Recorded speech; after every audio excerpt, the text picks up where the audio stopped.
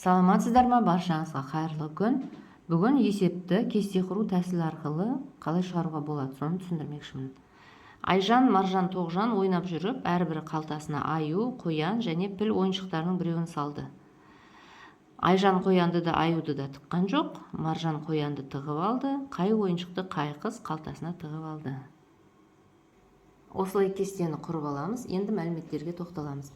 Айжан қоянды да аюды да тыққан жоқ. Айжан қоянды тыққан жоқ демек минус қоямыз, аюды тыққан жоқ. Ендеше ол пілді қалтасына тығып қойды. Маржан қоянды тығып алды дейді. Маржан қоянға келді. Осыдан басқа бізде мәлімет жоқ, бірақ осыған қарап шығаруымызға болады. Енді бағанға қараймыз. Бір бағанда бір плюс болса, қалғаны минус. Мына бағанда бір плюс бар, қалғаны бәрі минус болады. Енді қатарға қараймыз. Бір қатарда бір плюс жеткілікті, қалғанына минус қоя береміз. Ой, кешіріңіз, минус.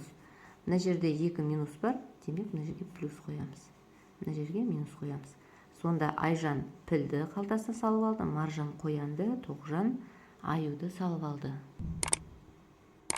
Осындай есептер бастауыш математикасында көбірек кездеседі. Мысалы, мына есеп. Анасы алмаға, жадыраға, шұғылаға көйлек тігіп беру үшін қызыл, сары, жасыл түсті мата сатып алды. Алмаға алынған мата жасыл да, қызыл да емес.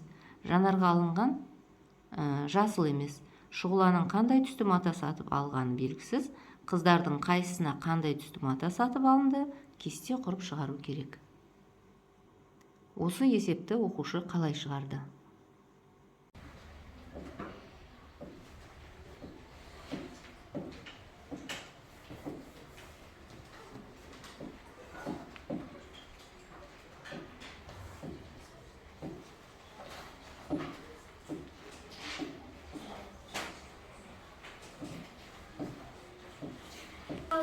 Жанар жасыл да емес, сары да емес, ұнатпайды. Өйткені алма сарыны ұнатады.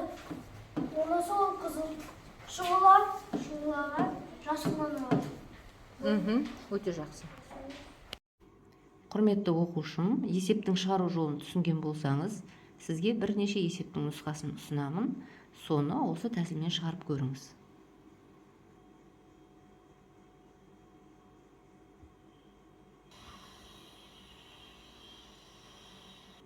Видео сізге пайдалы болды деп ойлаймын. Олай болса мені қолдап, лайк, комментарий жазып қойыңыз. Жоғалтып алмас үшін қоңыраушаны да басып қойыңыз.